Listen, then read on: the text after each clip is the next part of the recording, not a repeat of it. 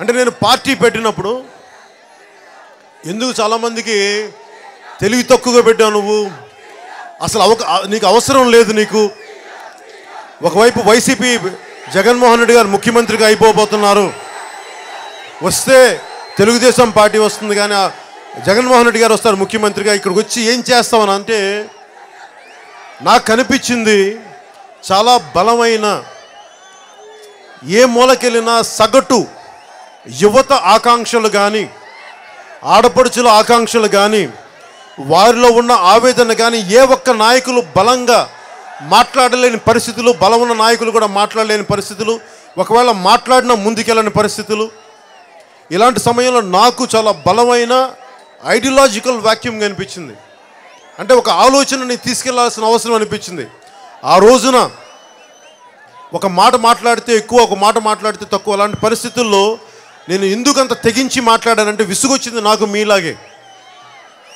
అంటే ఎంతసేపు అభివృద్ధి మన పనిలో మన పార్టీలో పనిచేస్తేనే మాకు అండగా ఉంటేనే ఆ కార్యకర్తలకే తప్ప, లేదంటే అందరికీ సమానంగా పంచే అభివృద్ధి అవకాశాలు దూరంగా అయిపోవటం, స్పెషల్ కేటగిరీ స్టేటస్ అని చెప్పి, రాష్ట్ర విభజన అని చెప్పి దశాబ్దం పాటు తెలంగాణ నాయకులు అడ్డగోలుగా మనకి ఆంధ్ర ప్రాంత ప్రజలను తిడుతుంటే ఏ ఒక్కరు కూడా ఉన్న కొద్దిమంది బలంగా మాట్లాడిన ముందుకెళ్ళలేని పరిస్థితి. ఒకవైపు ఆంధ్రుల ఆత్మగౌరవం దెబ్బతింటా ఉంటే ఒక్క నాయకులు కూడా మాట్లాడలేని పరిస్థితి, మాట్లాడిన ముందుకెళ్ళని పరిస్థితి. ఇవన్నీ చాలామంది సగటు మధ్యతరగతి మనుషుల్లాగే నాకు చాలా కోపం వచ్చింది, చాలా ఆవేదన వచ్చింది. నేను ఎప్పుడు ఏం నమ్ముతానంటే, మొన్న నా దృష్టికి ఎవరు జగన్మోహన్ రెడ్డి గారి స్టేట్మెంట్ తీసుకొచ్చారు నా దృష్టికి. అంటే నేను ఎప్పుడు నాయకుల్ని వ్యక్తిగతంగా కించపరచను, వారిని పొలిటికల్గా ఏం మాట్లాడారు దాని గురించే మాట్లాడతాను. ఆయన మాట్లాడుతూ 3 దశాబ్దాలు నాకు ముఖ్యమంత్రి కావాలని ఉంది, అలా ఉండిపోవాలని కోరిక ఉంది, నాకు బాగా చేస్తానని. అలాగే ముఖ్యమంత్రి చంద్రబాబు గారు మళ్ళీ మీ బాబు గారు మళ్ళీ మీరే రావాలి, ఆ తర్వాత మీ బాబు రావాలి అంటే వీళ్ళందరినీ చూడండి. అలా కాదు, అందరూ కూడా మంచిదే, దశాబ్దాల పాటు పాలించండి. మీరు ఎవరైనా సుపరిపాలన అందించండి, ఇసుక మాఫియా లేని పరిపాలనను అందించండి. అలాగే 1000 కోట్లు మీద పడిపోయి సిబిఐ కేసులకు వెళ్ళడం ఏంటి, ఇలాంటి అవినీతి లేని కుంభకోణాలు లేని పరిపాలన అందించండి. ప్రజలు అసలు ఎవరు అడ్డుకోరు, నాతో సహా. మీరు ఆలోచించండి, నాకు పార్టీ పెట్టే నాలాంటి ఒకడికి, ఒక పోలీస్ కానిస్టేబుల్గా జీవితాన్ని ప్రారంభించిన అతని కొడుకుగా నాలాంటి వాడికి ఎక్కడ అవకాశాలు ఉంటాయి? వాళ్ళు నిజంగా బలమైన పరిపాలన, నీతివంతమైన పరిపాలన ఇస్తే నాలాంటి వాడికి శుభ్రంగా సినిమాలు చేసుకుని వదిలేస్తాడు, లేదా చదువుకుంటాడు మూలకెళ్ళి. నాకు రాజకీయాల్లోకి వచ్చి ఇంతమంది చేత తిట్లు తింటామో, ఇంత బాధ్యత మోయటం నాకేం సరదా కాదు. కాకపోతే కష్టపడేవాళ్ళు, నీతిగా ఉండేవాళ్ళు, నిజాయితీగా ఉండేవాళ్ళు, రైతులు కానీ దెబ్బలు తింటా ఉంటే ఎంతసేపు ప్రతి మాటని రాజకీయ లబ్ధికి వాడుకోవడం తప్ప నిజంగా తీసుకెళ్ళకపోవడం నాకు నిజంగా విసుగొచ్చి, ఎప్పుడో 1950లోనో 60లోనో వాళ్ళు చేసిన తప్పులకి, గత కాలం నాయకులు చేసిన తప్పులకి పట్టుమని కొన్ని వందల మంది ఎమ్మెల్యేలు, కొంతమంది ఎంపీలు కలిసి మీరు తీసుకున్న నిర్ణయాలకి, మీరు తీసుకున్న పబ్లిక్ పాలసీలకి ఒక 30, 40, 50 సంవత్సరాల తర్వాత మనం దెబ్బతిన్నాం రాష్ట్ర విభజన జరిగి. అలాంటిది రాష్ట్ర విభజన జరిగిన తర్వాత ఈసారి కూడా మళ్ళీ మనకున్న రాజకీయ నాయకులు ఈ కాంప్రమైజింగ్ ధోరణితోటి, అవకాశవాద ధోరణితోటి మళ్ళీ తప్పులు చేస్తే, మళ్ళీ వ్యవస్థని వారి వ్యక్తిగత లబ్ధి కోసం వాళ్ళు వాడుకుంటే, ఈ రోజున ఇక్కడ అరుస్తున్న పిల్లలకి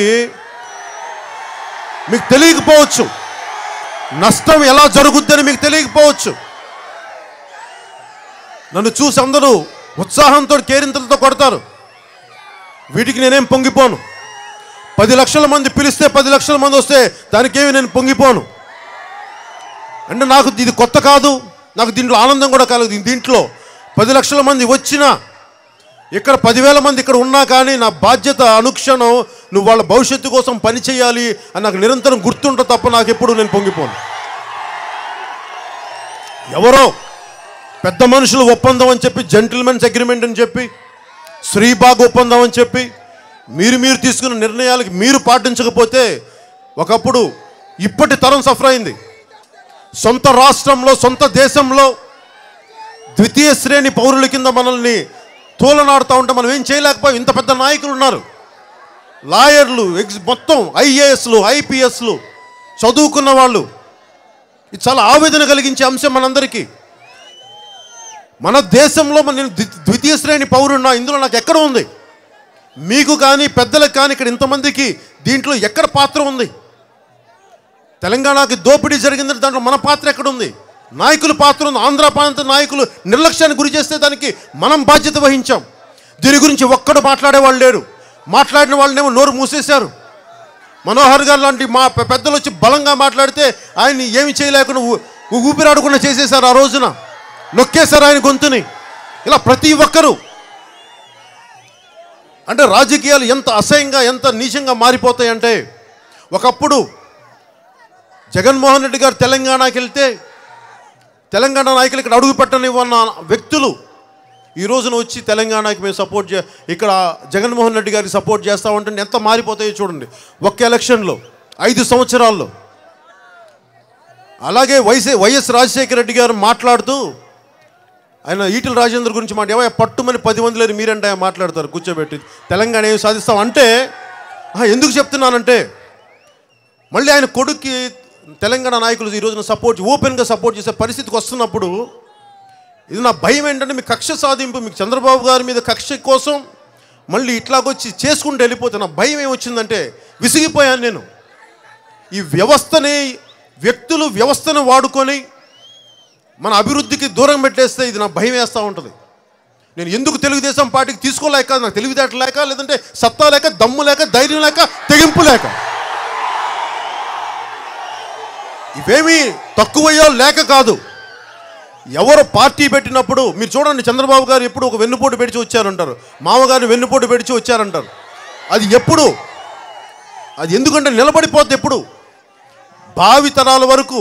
ఈ రోజున జగన్మోహన్ రెడ్డి గారు ఏదైనా మాట్లాడితే 1,00,000 కోట్లు తిన్నా నువ్వేంటి మాట్లాడతామని తెలుగుదేశం నాయకులు వీళ్ళు మీరు కూర్చోబెట్టి మీరు 1,50,000 కోట్లు తిన్నారని చెప్పి ఇలా మాట్లాడితే, అవినీతి పునాదుల మీద లేదంటే వెన్నుపోటు రాజకీయాల మీద మీరు పునాదుల మీద పార్టీలు పెడితే మనం ఎప్పటికీ అది వెంటాడుతూనే ఉంటుంది. తప్పు. నేను ఎలా మాట్లాడాలి? నేను మాటలతో చెప్తే కుదరదు, చేతలతో చెప్పాలి. చాలా ప్రతికూల పరిస్థితుల్లో ఒక మాట మాట్లాడితే యూపీఏ కేంద్ర ప్రభుత్వానికి కోపం వచ్చే పరిస్థితులు, నేను సత్యం మాట్లాడితే తెలంగాణ నాయకులు కోపం వచ్చే పరిస్థితులు, అప్పటికి ఇలాంటి నా ఫామ్ హౌస్ ఉంటే నా మీద అప్పటికే దాడి చేసిన పరిస్థితులు. వీటన్నిటి మధ్యలో నేను పార్టీ ఎందుకు పెట్టానంటే, ఇందులో తెలంగాణ నాయకులకి కానీ ఆంధ్ర ప్రాంత నాయకులు కానీ ఒకటే చెప్పండి, దీంట్లో ప్రజల ఎక్కడ పాత్ర లేదు. తిట్లు పడుతుందేమో ప్రజలు, దెబ్బలు తింటుందేమో ప్రజలు, మీరు తీసుకున్న నిర్ణయాలకు. దీంట్లో తెలంగాణ నాయకులు కూడా ఆ రోజున చెప్పాను, వామపక్షాల నాయకులకి, ప్రజా సంఘాల వాళ్ళకు కూడా చెప్పాను, ఇందులో ప్రజల పాత్ర ఎక్కడుంది. మీరు చేస్తే ఆంధ్ర ప్రాంత నాయకులను అనండి, చేసిన వాళ్ళని, ప్రజలను అనకండి. ఆంధ్రులు అనేది అందరినీ కలిపి కట్టుగా ఒక మాటలు మాట్లాడకండి అని చెప్పి ఆ విసుగుతో ఎందుకు నేను మీ పక్షం తీసుకున్నాను, మన పక్షం తీసుకున్నాను, మన ప్రజల పక్షం తీసుకున్నాను, ఏ ఒక్క నాయకుల పక్షం తీసుకోవాలి. అందుకండగా నేను విసిగిపోయి దమ్ముగా మాట్లాడేవాడు ఒకడు కావాలి రాజకీయాల్లో, నీతిగా సత్యంతో మాట్లాడేవాడు ఒకడు కావాలి రాజకీయాల్లో, ప్రజల ఆకాంక్షని మాట్లాడగలిగేవాడు ఒకడు కావాలి రాజకీయాల్లో. ఒక మాట మాట్లాడితే నా ఆస్తి పోద్దేమో, ఒక మాట మాట్లాడితే నా ఇల్లుని ధ్వంసం చేస్తారేమో. విసిగిపోయాము ఈ తప్పుడు రాజకీయాలు చూసి చూసి చూసి. ఎంతకాలం మీరు తీసుకున్న నిర్ణయాలకు ఇప్పుడు కూర్చోబెట్టి ఇప్పుడు యువత గొడవలు పెడతారా మీరు? విసిగిపోయాం ఈ మాటలు చూసి. నేను ఇదే తెలంగాణ యువతకి ఇదే కోపం ఉంది. ఇది ఎప్పుడైనా చూడండి, రాజకీయ నాయకులు వ్యవస్థ మారే సమయం వచ్చింది. ఎంతసేపు కూర్చొని మీకు 2,000 ఇస్తాం, 1,500 ఇస్తాం అని చెప్పి ఇలాంటి పథకాలతో ముందుకెళ్ళదు. ఇందాక నేను చెప్పినట్టుగా జగన్మోహన్ రెడ్డి గారు 3 దశాబ్దాలు ముఖ్యమంత్రి కావాలంటారు. ఆయన అసెంబ్లీలకు వెళ్ళరు. నేను ఏదనంటే నన్ను వ్యక్తిగతంగా నన్ను తిడతారు, నా వ్యక్తిగత జీవితాన్ని తిడతారు. నేను మాట్లాడదాం, అయ్యా మీరు అసెంబ్లీలకు వెళ్ళట్లేదని మాట్లాడితే దానికి తిడతారు. ముఖ్యమంత్రి గారికి, అయ్యా మీరు మీ వాళ్ళు ఇసుక మాఫియాలు చేస్తున్నారు, లేదంటే జన్మభూమి కమిటీలు కేవలం మీ కార్యకర్తలు తప్ప ఒక బలమైన భయంకరమైన గుండా కమిటీలా తయారైన మాట్లాడితే ఆయనకి నా మీదకు దాడులు చేస్తారు. ఇవన్నీ ఎందుకు విసుగు చెప్తున్నామంటే, నిజంగా వీళ్ళెవరూ క్షేత్రస్థాయిలో వెళ్తే మీరు అడగండి, మిమ్మల్ని మీరు ప్రశ్నించుకోండి. క్షేత్రస్థాయిలో ప్రతి యువత మాట్లాడేది, అన్న మాకు 25 కేజీల బియ్యం కాదన్న, 25 సంవత్సరాల భవిష్యత్తు కావాలన్న మాకు. వీళ్ళెవరన్నా సరే, ముఖ్యమంత్రి గారు కానీ, లోకేష్ గారు కానీ, మన జగన్మోహన్ రెడ్డి గారు కానీ, మేము మీకు 3 తరాల రాబోయే ఒక 50 సంవత్సరాల భవిష్యత్ ప్రణాళికని వేసుకొస్తున్నామని చెప్పరు. మేము 3 తరాలు ఉండాలని అనుకుంటాం. చూసారు, మనం మాట్లాడుకునే దానికి, క్షేత్రస్థాయిలో యువత మాట్లాడిన దానికి, మహిళలు మాట్లాడుతున్న దానికి, వాళ్ళు మాట్లాడడానికి నక్కకి నాగలోకి అనుకున్నంత తేడా ఉంది. జనసేన వచ్చింది, నేను వీళ్ళలాగా నేను 3 తరాల భవిష్యత్తు నేను మాటలు చెప్పట్లా. నేను త్యాగం చేశాను, దెబ్బ తిన్నాను. గర్వంగా ఎందుకు చెప్పగలను, ధైర్యంగా ఆత్మవిశ్వాసంతో ఎందుకు చెప్పగలను అంటే, ఒక పార్టీ జెండా మోస్తే నాకు పదవి ఏంటని అడిగే రోజులు. అలాంటిది నా సర్వస్వం సినిమాలు, 20 కోట్ల ట్యాక్స్ కట్టి వదిలేసి నేను సినిమా వాళ్ళకి జనసేన పార్టీ పెట్టి, ఒకవేళ ఓటమి కానీ వచ్చిండుంటే నన్ను రాజకీయాల్లో మీరు తెలుసు కదా, చిన్నపాటి జన్మభూమి కమిటీలో కార్యకర్తల్ని నువ్వు వేరే పార్టీలు తిరిగావని చెప్పి హింస పెడతారు. అలాంటిది నా స్థాయి వ్యక్తిని అందరూ కలిసి ఏ విధంగా నన్ను దెబ్బ కొట్టేవాళ్ళు మీరు ఊహించుకోండి. కానీ ఎందుకు చేశాను ఇంత ఎక్సెప్షనల్ రిస్క్ అంటే, మారాలి రాజకీయ వ్యవస్థ, అవినీతి వ్యవస్థ మారాలి, నిలబడాలి.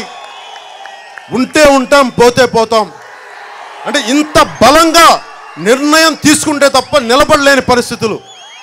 ఎంతసేపు మనకి ఒకప్పుడు ఆంధ్రప్రదేశ్ ఉమ్మడి రాష్ట్రంగా ఉన్నప్పుడేమో తెలంగాణ ఆంధ్రాను గొడవ పెట్టారు, ఈ రాజకీయ అవకాశవాద రాజకీయ వ్యవస్థ. మళ్ళీ మన ఆంధ్రప్రదేశ్లో ఏం చెప్తారు, నువ్వు ఈ కులమో ఆ కులం అని చెప్పి మళ్ళీ గొడవలు పెడతారు. మళ్ళీ అభివృద్ధి ఎప్పుడు కుంటపడుతుంది. ఈ అవకాశాన్ని వాడుకునే వ్యక్తులు అన్ని కులాల మధ్య గొడవలు పెట్టి వాళ్ళ లబ్ధి పెట్టుకుంటారు. విసిగిపోయి నేను మన అందరినీ సమానంగా చూడాల్సిన బాధ్యత ఉంది. అభివృద్ధి అనేది ఒక కులానికో కొంతమందికో కొన్ని వర్గాలకో పరిమితం కాదు, అందరికీ సమానమైన అభివృద్ధి జరగాలి.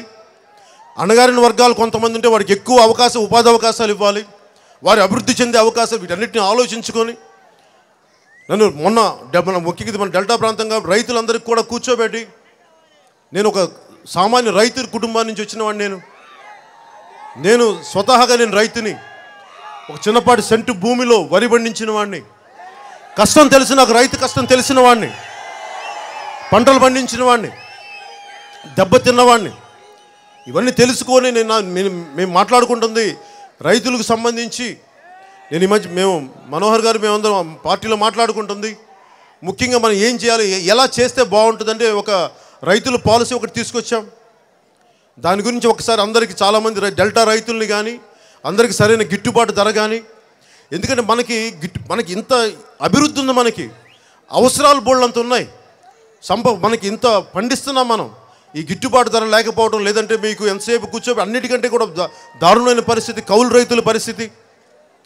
కష్టపడేది పాపం కౌలు రైతులను ఎవరు పట్టించుకున్న పాపాను లేరు.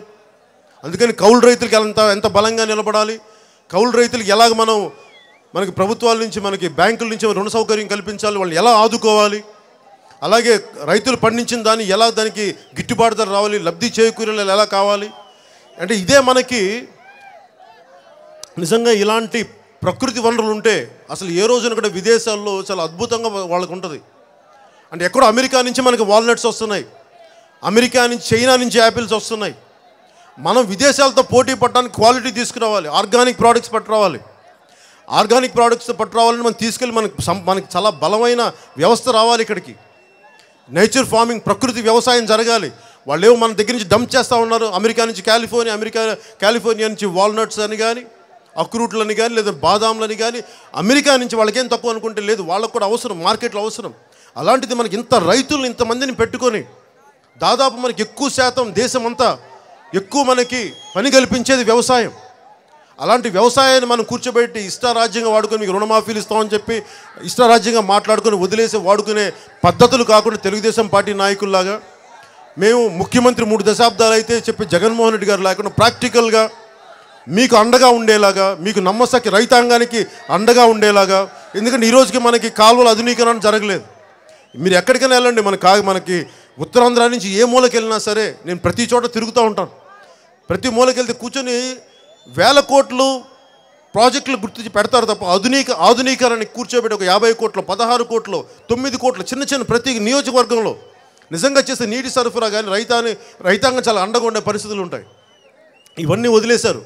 సో మేము మాట్లాడుకుంది రైతాంగానికి ఎలా నిలబడాలని చెప్పి సమృద్ధి అయిన ఒక వ్యవసాయ పాలసీ ఒకటి పట్టుకొచ్చాం.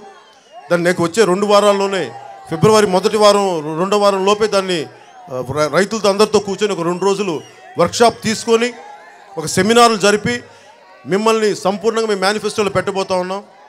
అలాగే ముఖ్యంగా యువతకి ఉద్యోగ అవకాశాలు కావాలి, ఉపాధి అవకాశాలు కావాలి. అంటే ఎంతసేపు కూర్చోబెట్టి నా బిడ్డల తర్వాత నా బిడ్డల భవిష్యత్తు కాకుండా మన బిడ్డల భవిష్యత్తు కావాలి ఎలా ఆలోచించుకునే పార్టీ జనసేన పార్టీ. అలాగే అన్ని కులాల్లో ముఖ్యంగా ఏ మూలకెళ్ళిన అన్ని కులాలు అన్ని మతాలు చాలా అసమానతలు ఉన్నాయి, వెనకబాటుతనం ఉంది. వీటి వెనకబాటుతనానికి ఏం చేయాలి? ఎందుకంటే మనకి ఫ్యూచర్ ఎందుకు మనం ఇంత తెలంగాణను చూడండి, వాళ్ళు ఎలా సాధించుకోగలిగారు, వాళ్ళు ఆ రోడ్ల మీదకి వచ్చారు, గొడవలు చేశారు. వీళ్ళందరినీ ఒక కులం కోసం, ఒక మతం కోసం, ఒక ప్రాంతం కోసం పోరాటం చేసే వ్యవస్థ ఉంది. కానీ మన భారతదేశంలో అవినీతి మీద పోరాటం చేయగలిగే వ్యవస్థ మనకు ఏర్పడలేదు. అంటే దోపిడీలు చేస్తూ ఉంటారు, మన ఎదురు తిరిగే వ్యవస్థ లేదు. ఇది ఒక యువత వల్లే సాధ్యం అది అవినీతి మీద పోరాటం చేయడానికి. ఈ రోజున జాగోరే జాగో అని ఎందుకు ఒక ప్రోగ్రాం పెట్టామంటే,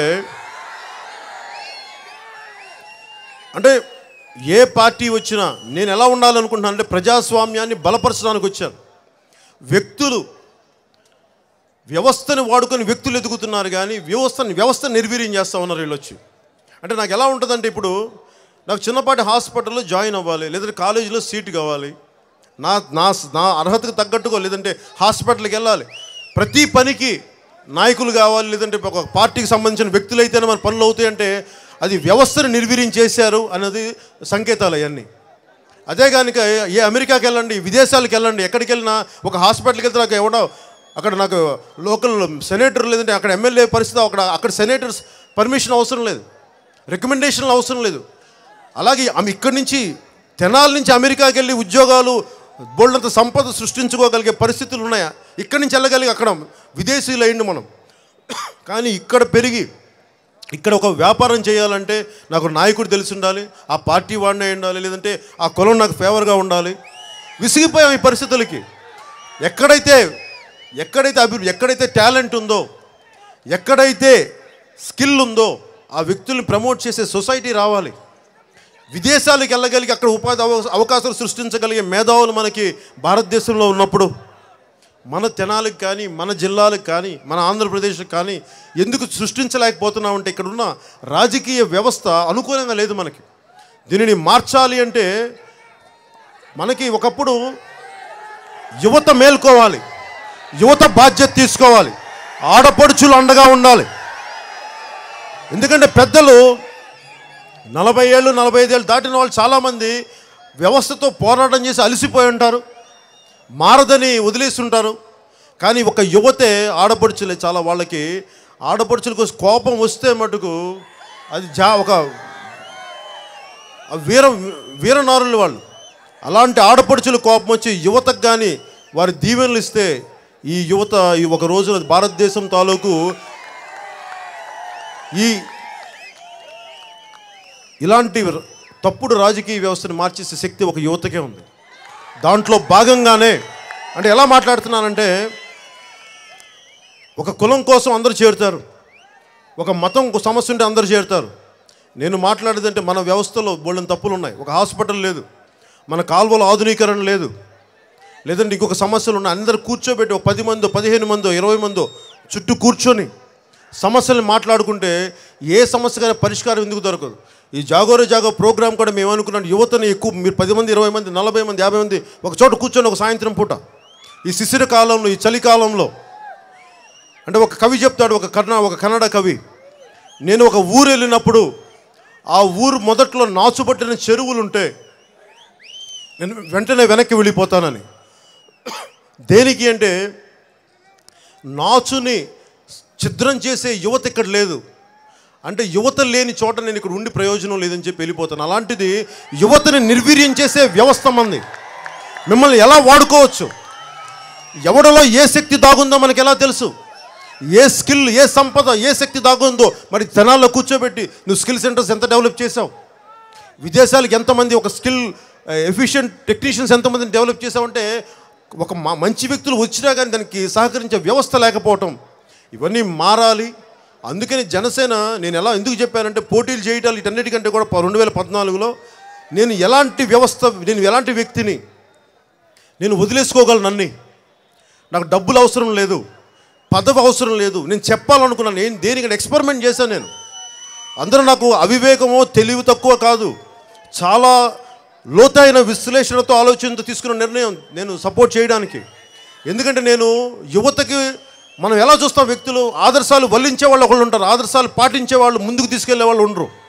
ఒక 6 నెలలు 8 నెలల్లో నన్ను నాన్న ఇష్టారాజ్యంగా నేను ఎవరిని ఏమనుకుని ఇష్టారాజ్యంగా తిడతా ఉంటే దాన్ని భరించగలిగే శక్తి ఉందా లేదా? ఒక ప్రజా సమస్యలపైన పోరాటం చేయాలంటే వెళ్ళి మానవ మలమూత్రాదులు ఉన్న చోట నడవగలవా? వెళ్ళి అన్ని ప్రాంతాల్లో అన్ని గ్రామాల్లో తిరగగలవా? డబ్బులు వదిలేసుకోగలవు? ఇవన్నీ నాకు నేను ప్రూవ్ చేయడానికి మీకోసం చేశాను. ఎందుకంటే నేను నిజంగా పదవే కావాలంటే 2009లో పదవి తీసుకునేవాడిని. 2014లో ప్రధానమంత్రులు అందరూ నాకు తెలిసిన వ్యక్తులు. నేను అడిగితే ఎవరు కాదనే వ్యక్తులు కాదు. మనం ముఖ్యమంత్రి గారు కొన్ని అడిగితే నేను ఎందుకు తీసుకోలేదంటే నేను పదవులకు ఆశించి కాదు, మార్పును ఆశించి రాజకీయాల్లోకి వచ్చాను. మీ భవిష్యత్తు తరాలకి దోపిడీ జరగకుండా అండగా నిలబడటానికి వచ్చాను. 2019 మన భావజాలానికి ఇది ఒక పరీక్ష సమయం. నేను నిలబడటానికి సిద్ధంగా ఉన్నాను. మీరు నిలబడటానికి నాతో పాటు సిద్ధంగా ఉన్నారా? అది మీరు నిర్ణయించుకోండి. కష్టంగా ఉంటుంది, ఆశ కనిపించదు. కానీ ఏదైనా సరే, ఎంత సుదీర్ఘమైన ప్రయాణమైనా సరే ఒక్క అడుగుతోనే మొదలవుతుంది. ఒక్క అడుగు కాదు, 10 అడుగులు వేసాం ఈరోజు దాకా. ఇంకొక అడుగు కలిసి నడుద్దాం. నాయకులందరికీ ఒకటే చెప్పాను, మీరు 2019 మనకి ఇది ఆఖరి ఎలక్షన్లు కాదు, మొదటి ఎలక్షన్స్ కాదు, ఇది మొదటి ప్రయాణం మట్టుకే. నేను ఓటమి పోరాటం అని చచ్చిపోయింది మన చావా, మన పోరాటం అనే ఒక శక్తి చచ్చిపోయింది మన భారతదేశంలో. యువతలో ఆటలాడటం మానేశాం. ఎంతసేపు టీవీలో కూర్చున్నా, సోషల్ నెట్వర్క్లో చూసి కనిపించకుండా తిట్టుకోవడం కాదు.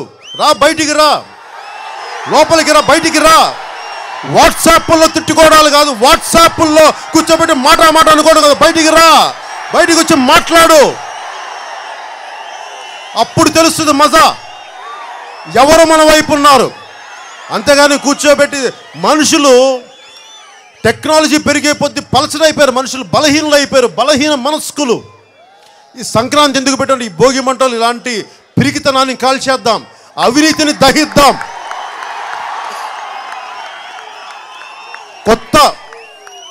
మన రైతులను అడగండి, కొత్త పంట అయిపోయే ముందు ఏం చేస్తారు? మొత్తం పాత పంట తెగ్గొసిన తర్వాత మనం ఏం చేస్తారు? మొత్తం అది గడ్డిని తగలబెడతారు.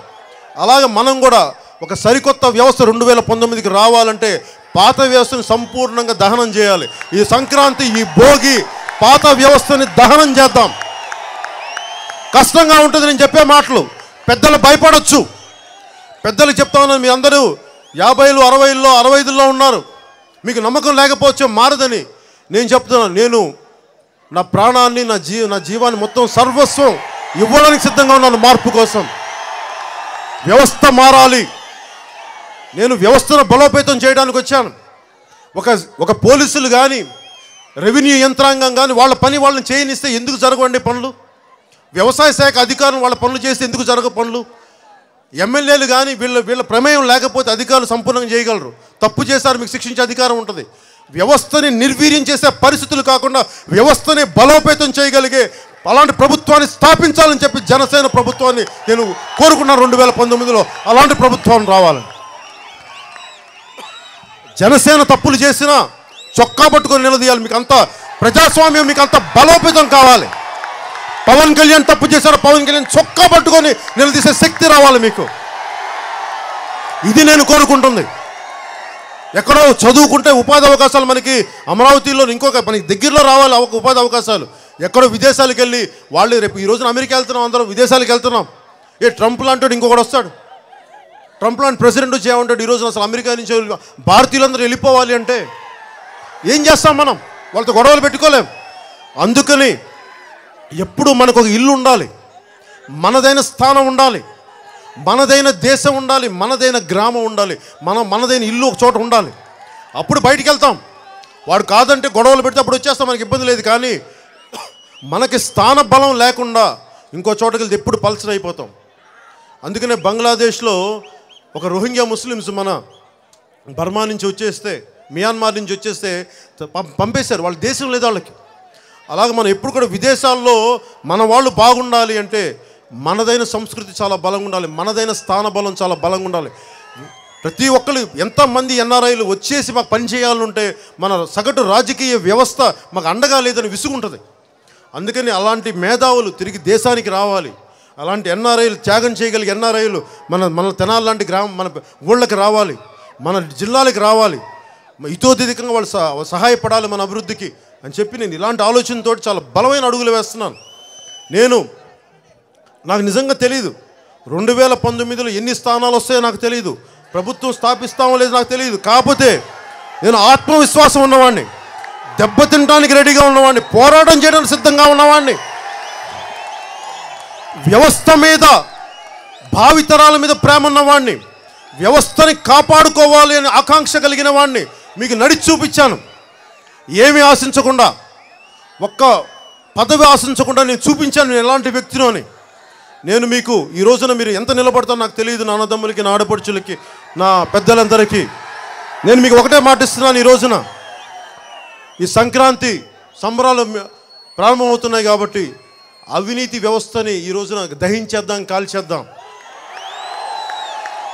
మీరు ఎంత అండగుంటారో అది మీరు నిర్ణయించుకోండి మీ మనస్సాక్షికి. కానీ నేను మీకు మాటిస్తున్నాను, నేను మీకు నా కడశ్వాస వరకు నేను మీకు అండగా ఉంటాను. పోరాటం చేస్తాం, పోటీ చేస్తాం, మీకు అండగా నిలబడతాం. ఎందుకంటే రెండు పార్టీలు అటువైపు ఇటువైపు వెళ్ళిపోతే వాళ్ళు మార్చేసుకుంటూ ఉంటారు.